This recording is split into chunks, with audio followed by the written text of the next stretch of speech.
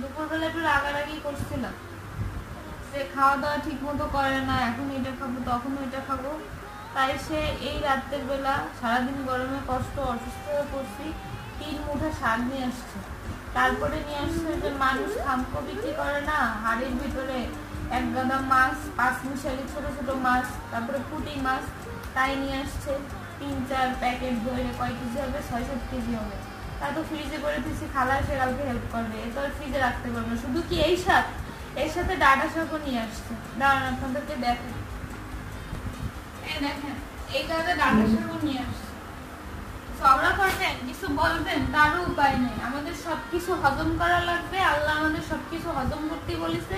আমরা কিছু বলতেও পারবো না, কিছু বললেও আমাদের এমনি কিছু বলবে না, ঝগড়াও করবে না, কিছু বলবে না, এমন কাজ করে থাকবে তখন আর কিছু পাওয়াও দেবে না।